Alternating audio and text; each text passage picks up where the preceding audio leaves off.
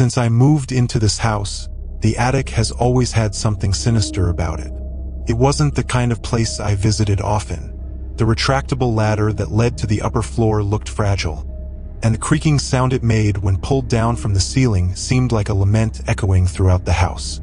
I avoided thinking about what was up there, treating the attic like a part of the house that could simply be ignored. But one night, I was forced to face whatever was hiding there. I was lying on the couch, watching some random movie to pass the time. The house was quiet, the normal calm of a cold night. Suddenly, I heard a muffled noise coming from the ceiling, a creak that repeated itself several times. At first, I thought it might be the wind or even the old pipes of the house. But the sound repeated, only this time more distinctly. It wasn't just random creaks. It was a continuous sound, like someone walking through the attic. My heart started pounding faster. I was home alone, and any unexpected noise was enough to put me on alert. I slowly got up from the couch, trying to listen more clearly. The footsteps continued, heavy and slow, moving from one side of the ceiling to the other, directly above me.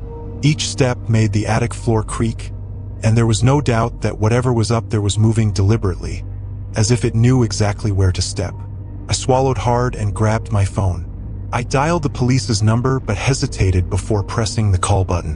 What would I say? That there was someone in my attic? What if it was nothing? I decided to check first. I picked up a flashlight, trying to push away the feeling that this was a terrible idea. The hallway was dark, and the only light came from the TV still on in the living room. I walked to the attic entrance, my footsteps echoing softly on the wooden floor. I pulled down the retractable ladder, which descended with a long, painful creak. Every sound seemed amplified by the silence of the house, and the air around me seemed to grow colder with every second. The ladder was steady, but my hands still trembled as I held the flashlight. Slowly, I climbed the steps one by one. The air from the attic was cold, the kind of cold that seemed to seep into your bones. When I finally poked my head above the opening, darkness surrounded me. I turned on the flashlight and aimed it toward the far end of the attic, revealing old boxes and cobwebs hanging from the ceiling. Everything looked normal, but the silence was oppressive. The attic felt like it was waiting. Somehow, I took the last step and stepped fully inside. The wood creaked under my feet, the sound echoing in the tight space.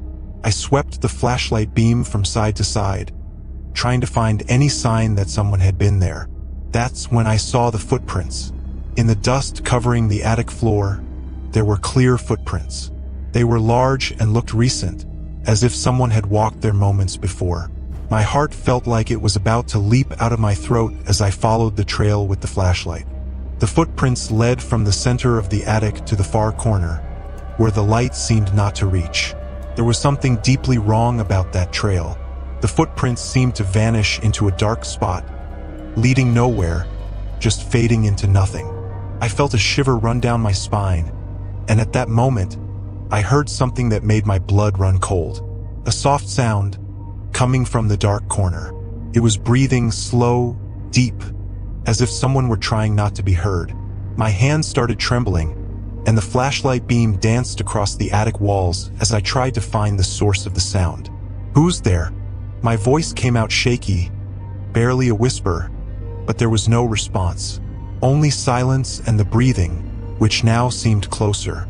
The feeling of being watched was almost palpable, like something was studying me from the darkness. I took a step back, my mind screaming for me to get out of there as quickly as possible. The wood creaked under my feet, and then suddenly, everything went quiet. The breathing stopped, replaced by something even more terrifying. The feeling that I wasn't alone, that whatever it was about to reveal itself. I didn't wait to see anything else. I spun on my heel and ran to the ladder, stumbling on the last step and nearly falling. I rushed down, pulling the ladder up and slamming the attic door shut. My heart was pounding so hard that I could feel every beat reverberating in my ears. I backed away from the attic, returning to the living room, trying to think about what to do next.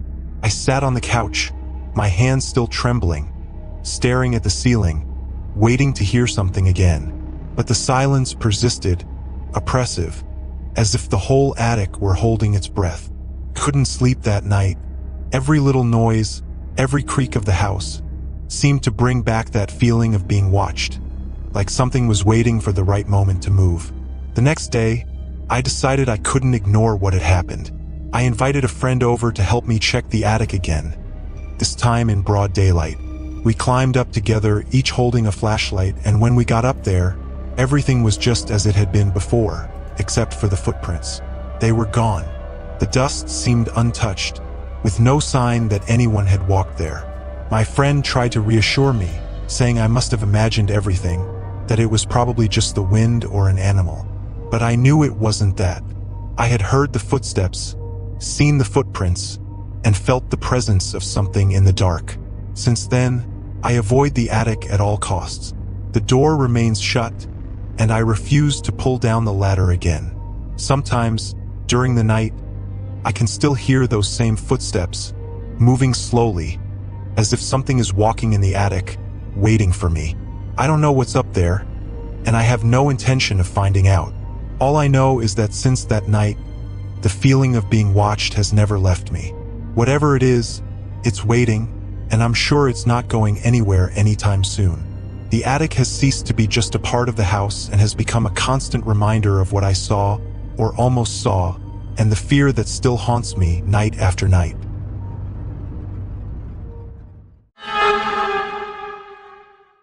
It was a typical winter day, and I had finally decided to organize the attic. That place had been neglected for years, and it felt like time had stopped there, with dust and cobwebs accumulating in every corner.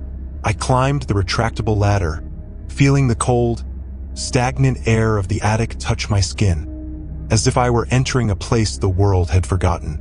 With a flashlight in hand, I started inspecting the old boxes piled up in disarray, trying to decide where to start. Every box I opened contained forgotten memories, unused items that seemed to carry the history of past lives. Old toys, old clothes, photo albums. It was all part of a familiar narrative that I had lost interest in long ago. It was while I was digging through the boxes in the farthest part of the attic that my eyes landed on a box that seemed different from the others. It was an old wooden box, with carvings around the edges that intertwined in shapes I couldn't define. It looked a bit out of place, as if it didn't belong with the family's belongings. The discomfort began to grow inside me as I approached the box. It felt like the temperature had dropped even further, and the air became thick, hard to breathe. I set the flashlight aside and hesitantly touched the lid of the box. The cold I felt when I touched it was unlike anything I had ever experienced. It was an intense cold, not just physical, but something that seemed to pierce my skin and reach my bones. I took a deep breath and slowly opened the lid. The smell that emerged from the box was indescribable. A mix of mold, rotten wood, and something else, something metallic, almost like the smell of rust. Inside the box, I found black and white photographs, all of people I didn't know. They had blank expressions, some looking directly at the camera, others at some point off frame. There was something deeply disturbing about their expressions, a kind of sadness or fear that seemed to manifest beyond the photo. I kept looking inside the box, and beneath the photos, there were a few small objects. A pair of broken glasses, a dirty rag doll, and a cracked mirror. Each item seemed stranger and more out of place than the previous one. I couldn't understand why someone would keep that or who those people were. A shiver ran down my spine, and part of me wanted to close the box and leave it exactly where it was. Then I heard a sound. A faint dragging sound, like something moving behind me. My entire body tensed up. The attic was completely silent, except for my irregular breathing and the noise of the wind outside, whistling through the gaps in the roof. Slowly, I turned my head, shining the flashlight around the place. Nothing seemed out of place, but the discomfort didn't go away. Felt like something was watching me. I turned my attention back to the box, ready to close the lid and get out of there as quickly as possible. But before I could do anything, I felt the box move. It was a slight movement, but impossible to ignore. It slid a few inches across the floor, as if an invisible force had pushed it. My heart started racing, And for a moment, all I could do was stare at that box, trying to rationalize what had just happened. I closed my eyes, took a deep breath, and told myself it might have been the attic floor, some unevenness that made the box move. But what happened next removed any doubt I might have had. The box moved again, this time more clearly, almost as if something inside it was trying to get out. I heard a faint noise coming from inside it, a scratching sound, like nails scraping against wood. I dropped the flashlight and took a step back, my mind beginning to panic. Everything inside me was telling me to leave, to run away as fast as possible.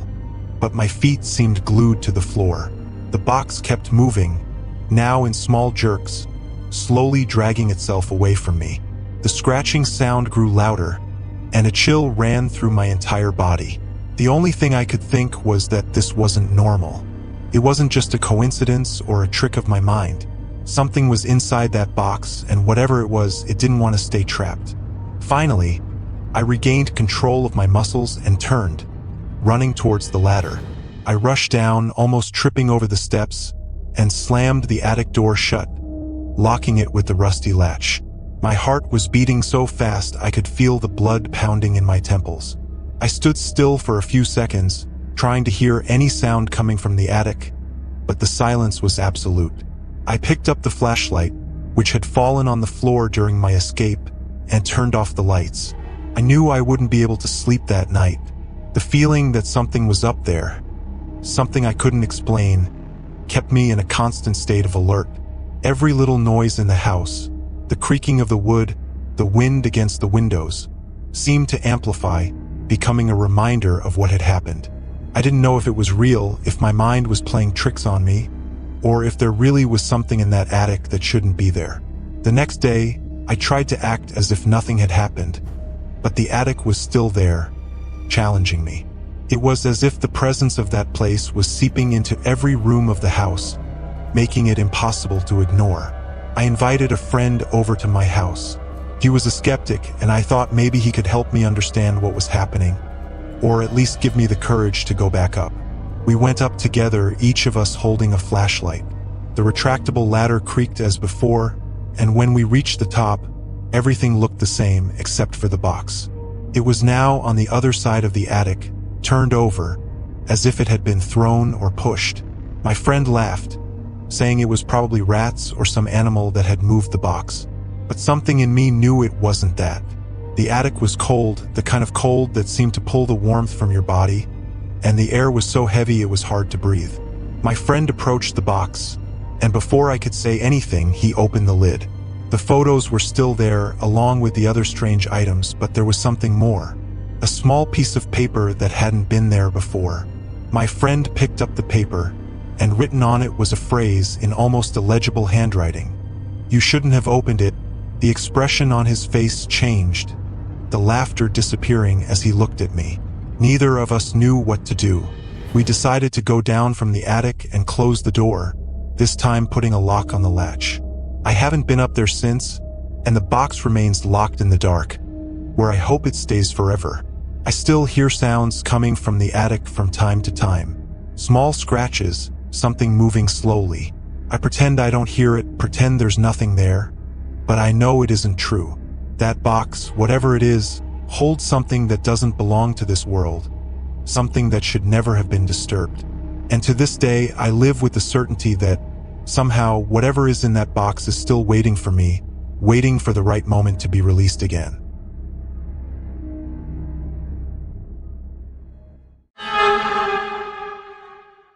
Since the first time I went up to the attic of the house, I knew there was something wrong up there. Daylight barely reached the cramped, musty space, and the smell of aged wood and heavy dust made it hard to breathe. But I needed to organize it. There were boxes and objects accumulated over generations, and I wanted to finally get rid of everything that no longer made sense to keep. So, on a cold, rainy weekend, I decided to face the attic. I wasn't prepared for what I would find there. I had a handheld flashlight, as the only light bulb in the attic was burned out, leaving nothing but oppressive darkness. I climbed the retractable ladder, the cold air immediately surrounding me as each step creaked under my weight. Once up there, I looked around and started sweeping the flashlight beam across the walls. They were covered in cobwebs, and it was as if time had forgotten that place. I started opening boxes and organizing items into categories. Old books, broken dishes, Christmas decorations we hadn't seen in decades. I was trying not to be unsettled by the darkness around me, but the flashlight seemed almost unable to provide enough light, as if the darkness was a living presence. Every time I turned my head, I had the impression that something changed in the corner of my eye, something that vanished before I could focus on it. While moving a pile of boxes, I noticed something strange on the wall, a shadow. At first, I thought it was my own shadow, cast by the flashlight I was holding, but then I noticed something that made me uneasy. The shadow on the wall didn't move as I moved. I walked to one side, and the shadow remained still. I took a few steps in the other direction, and yet the shadow didn't shift. It was as if it wasn't related to my presence but was there on its own. A shiver ran down my spine, and a sense of unease began to grow inside me. I pointed the flashlight directly at the wall, trying to dispel the shadow, but it seemed impossible. The shadow was there, a dark stain against the old wood, and it seemed to have a shape, an almost human shape, but slightly distorted. Its head was tilted, as if observing something, its shoulders hunched, and the outline of the body was irregular, as if it were dissolving into the darkness. My heart started pounding faster. I decided there was no reason to stay up there any longer. I grabbed a few things I had already separated and started going down the ladder, trying to ignore the feeling that something was watching me. As I descended, I looked over my shoulder, and the shadow was still there, motionless, as if watching me. I shut the retractable ladder with a quick motion and took a deep breath when I was finally back in the hallway. That night, I couldn't get the image of the shadow out of my head. It was disturbingly clear in my memory, that feeling that there had been something there, something that shouldn't exist. I tried to convince myself that it was just my imagination, that the poor lighting had created an illusion my mind interpreted incorrectly. But the more I thought about it, the more the discomfort grew. I decided to go back to the attic the next day, during the day, hoping that natural light would dispel any silly fears I might have had. As soon as morning arrived, I waited until the sun was high enough to light up the whole house. I opened the ladder and, with some reluctance, climbed back into the attic. Sunlight was streaming in through the small window, but even with the brightness, the place still seemed shrouded in a kind of unnatural darkness. I walked towards the corner where I had seen the shadow. My stomach churned when I realized it was still there. The daylight hadn't dispelled it. It was as if the shadow was embedded in the wooden wall, like a scar, and it seemed even darker than before. I stared at it, trying to understand. I touched the wall, the warmth of my hand contrasting with the coldness of the wood, but there was nothing there that could explain that shadow.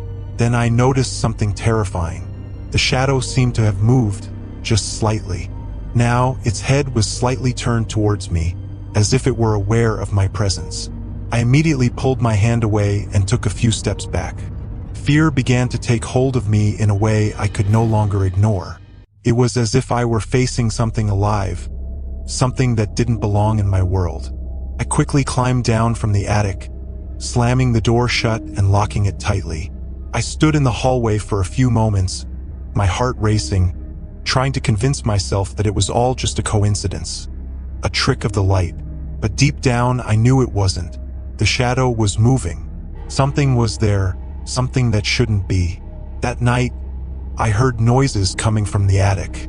Soft sounds, like someone scratching the wooden floor, and the gentle creaking of the boards, as if someone was walking up there. I lay in bed, motionless, trying to ignore it. But then I heard a distinct sound. A murmur, a faint sound, almost like a voice, but I couldn't understand it. I felt an intense chill and got out of bed, walking to the hallway door, trying to listen more closely. The murmur stopped, but the silence that followed was even worse. It was as if the air was heavy, as if the attic itself was holding its breath. I decided not to go up and check. I knew I didn't want to see what was up there. Since then, I have avoided the attic completely. The ladder remains locked, and I made sure to put an extra lock on the door, something to give me at least the illusion of safety. Still, I keep hearing the noises at night, the soft scratching, the creaking boards, and sometimes that murmur coming from somewhere in the darkness of the attic. I don't know what that shadow is, nor how or why it's there. I only know that it saw me, it moved, and since then, I feel like it's waiting, becoming more aware of my presence, getting closer to me. Every night, as I lie down trying to sleep, I feel that shadow's presence getting closer. It seems to be descending the walls, spreading through the house, like a stain of darkness I can't contain. I'm not sure how much longer I can endure this. The attic has become a place that no longer belongs to me, and the shadow, whatever it is, seems to have decided that the house belongs to it now. I live with the constant fear that one day, when I open my eyes in the middle of the night, I will see it there, no longer on the attic wall but standing next to my bed, waiting.